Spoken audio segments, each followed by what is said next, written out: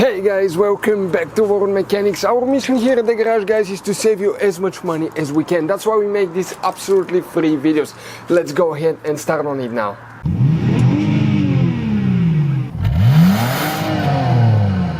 Mechanics, today we're going to show you a common problem with Mercedes W163, which is the M-Class from 98 all the way until 2005. Stay with us. Don't forget, guys, to subscribe. We upload a new video every day. Hopefully we save you some money and trouble. So the weak spot on those Mercedes is the overflow bottle right here for the coolant, for the anti-freeze. So what happens right here, they start cracking over time and they start leaking. And as you can see, this one right here on the side, it leaked pretty bad, but they didn't overheat it because they stopped it on time.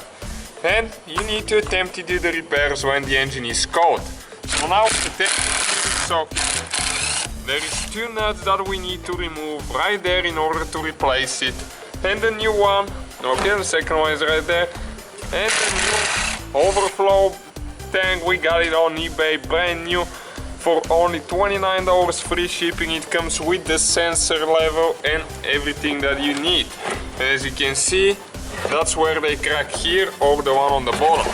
Okay, and now we can go ahead and pull that hose right there, the overflow hose on the side, and now you can pull it forward so you can work better and have a little bit more room.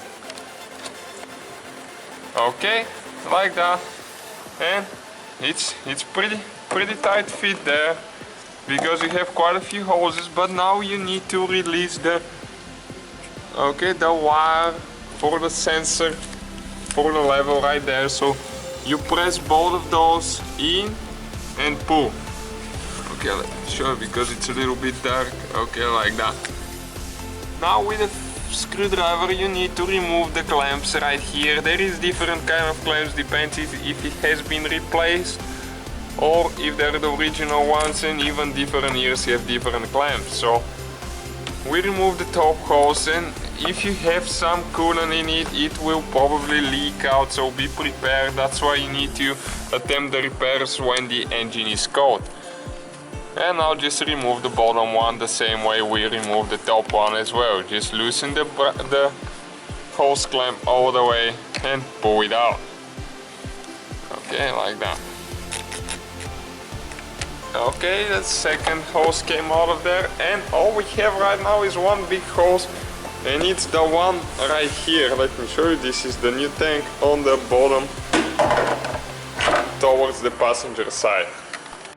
In order to reach the hose clamp and the hose battery, you need to remove the engine cover by just pulling it up.